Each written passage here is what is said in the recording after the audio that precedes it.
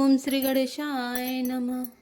की जय गुरु आयसु अबसि रामा कहें सचिव कर जोरि सिया रामा रघुपति आए उचित जस रामा तस तब कर बहुरि सिया रामा दीन दयाल बिरधु संभारो नाथ मम संकट भारी।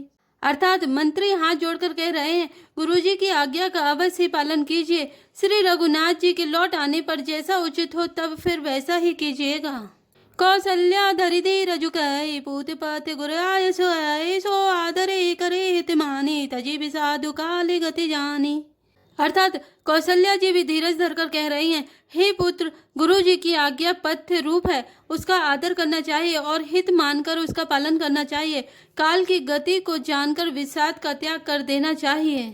बन रघुपति सुरपुर नर नाहु तुम्हें भांति तात कदराहु परिजन प्रजा सचिव सवे अम्बा तुम्हें सुत सब का अवलंबा।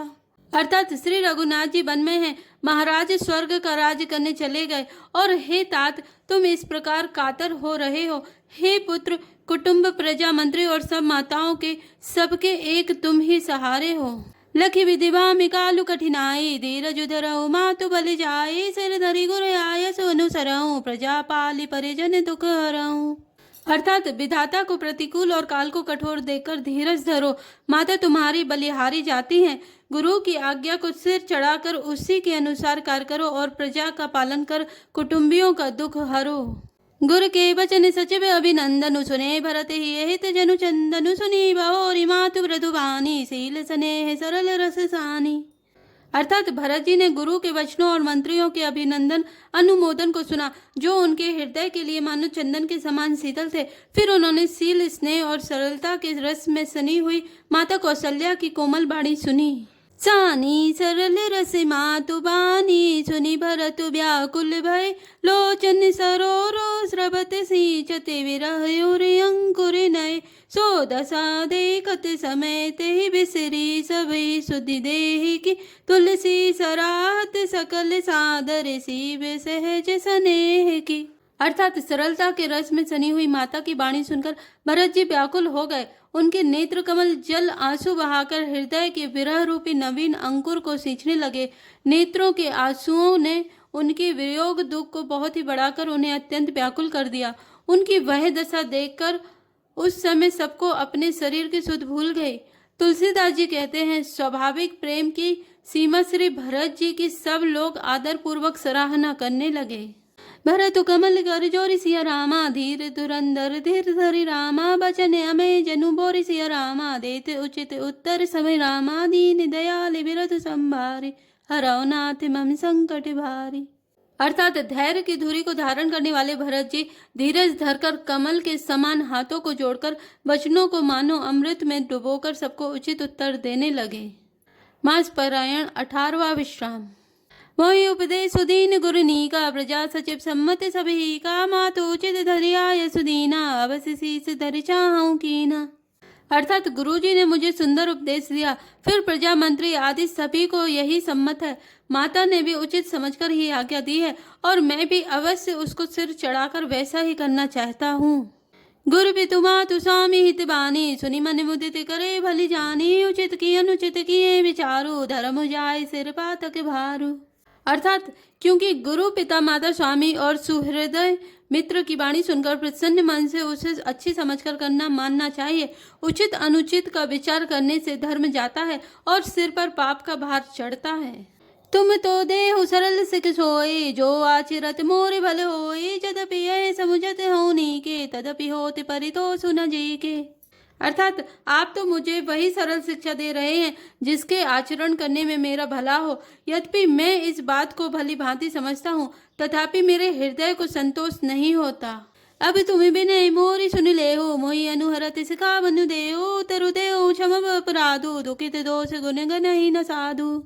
अर्थात अब आप लोग मेरी विनती सुन लीजिए और मेरी योग्यता के अनुसार मुझे शिक्षा दीजिए। मैं उत्तर दे रहा हूँ, यह अपराध क्षमा कीजिए। साधु पुरुष दुखी मनुष्य के दोष गुणों को नहीं गिनते। पितु सुरपुर सिया रामु बन रामा करन कहाऊ मोहि राचु सिया रामा ते जानाऊ मोर हित रामा के आपन बड़काचु सिया रामा दीन दयाल बिरतु संभारी हरौ नाथ मम संकट भारी। अर्थात पिताजी स्वर्ग में हैं, श्री सीताराम जी वन में हैं और मुझे आप राज्य करने के लिए कह रहे हैं। इसमें आप मेरा कल्याण समझते हैं या अपना कोई बड़ा काम होने की आशा रखते हैं? हित हमारे से पति सेवकाए, सो हरि लीन मातु कुटिलाए, मैं अनुमानी देख मन माए, आने उपाय मोर हित नाही। अर्थात मेरा कल्याण तो सीतापति श्री राम जी की चाकरी में है, सो उसे माता की कुटिलता ने छीन लिया। मैंने अपने मन में अनुमान करके देख लिया है कि दूसरे किसी उपाय से मेरा कल्याण नहीं है। सो कि समाजो राजो कही लेके, लगन राम से बिनु पद देखे, बादी वसन बिनु भूषण भारो, बादी विरति बिनु ब्रह्म विचारू।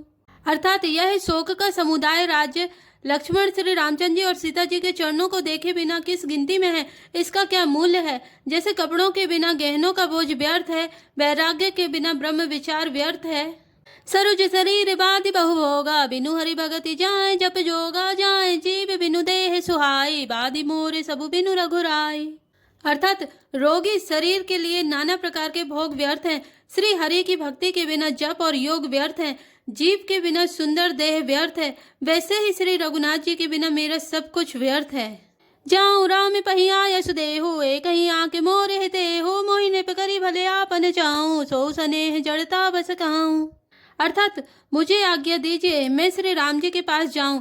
एक ही आंख निश्चय पूर्वक मेरा हित इसी में है और मुझे राजा बनाकर आप अपना भला चाहते हैं, यह भी आप स्नेह की जड़ता मोह के वश होकर ही कह रहे हैं। कह कैसु कुटिल मति रामा, राम विमुख गत लाज सिया रामा, तुम चाहत सुख मोह वस रामा, मोहि से अधम के राज सिया रामा, दीन दयाल विरज संभारे, हरौ नाथ मम संकट भारी। अर्थात कैकई के पुत्र कुटिल बुद्धि, राम विमुख और निर्लज मुझे से अधम के राज्य से आप मोह के वश होकर ही सुख चाहते हैं। कहूँ साचु सब सुनि पति आहो, चाहे धर्मशील नर नाहो, मोहि राज हट दे हो, जब ही रसा रसा तल जाए तब ही। अर्थात मैं सत्य कहता हूँ, आप सब सुनकर विश्वास करें, धर्मशील को ही राजा होना चाहिए। आप मुझे हट करके ज्यों ही राज्य देंगे त्यों ही पृथ्वी पाताल में धस जाएगी। मोहि समान को पाप निवासो, जय लगी सिय राम बनिवासो, राय राम कहूँ काननु दीना, बिछुरत गमनु अमरपुर कीना। अर्थात मेरे समान पापों का घर कौन होगा, जिसके कारण सीता जी और श्री राम जी का वनवास हुआ। राजा ने श्री राम जी को वन दिया और उनके बिछुड़ते ही स्वयं स्वर्गलोक को गमन किया। मैं सटु सब अनरथ करे हेतु, बैठ बात सब सुनऊ सचेतु, बिनु रघुवीर बिलो की आवासु, रहे प्राण सही जग उपहासु। अर्थात और मैं दुष्ट जो सारे अनर्थों का कारण हूँ, होश हवास में बैठा सब बातें सुन रहा हूँ। श्री रघुनाथ जी से रहित घर को देखकर और जगत का उपहास सहकर भी ये प्राण बने हुए हैं। राम पुनीत विषय रस रूके, लोलुप भूमि भोग के भूखे, कह लगी कहूँ हृदय कठिनाई, निधरि सुजै लई बढ़ाई।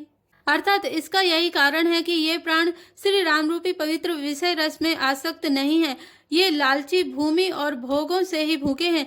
मैं अपने हृदय की कठोरता कहाँ तक कहूँ, जिसने वज्र का भी तिरस्कार करके बड़ाई पाई है।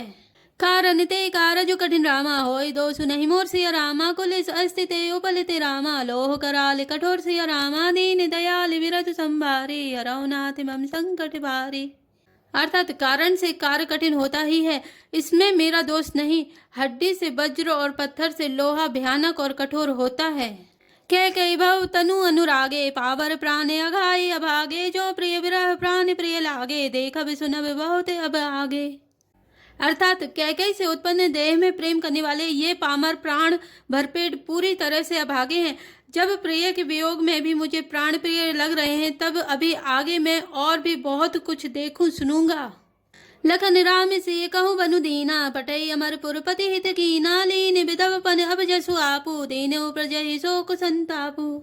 अर्थात लक्ष्मण श्री राम जी और सीता जी को तो वन दिया, स्वर्ग भेजकर पति का कल्याण किया, स्वयं विधवापन और अपयश लिया, प्रजा को शोक और संताप दिया।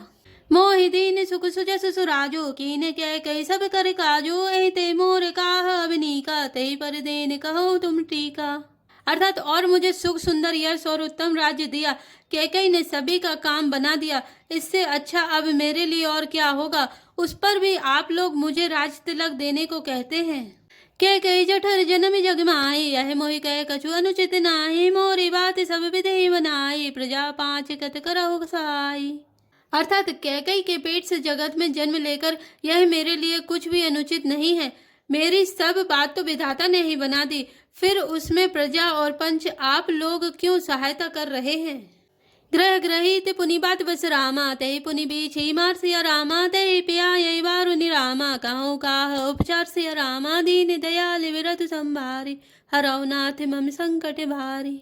अर्थात जिसे कुग्रह लगे हों अथवा जो पिशाच ग्रस्त हो, फिर जो वायु रोग से पीड़ित हो और उसी को फिर बिच्छू डंक मार दे, उसको यदि मदिरा पिलाई जाए तो कहिए यह कैसा इलाज है। जय श्री राम, जय जय हनुमान।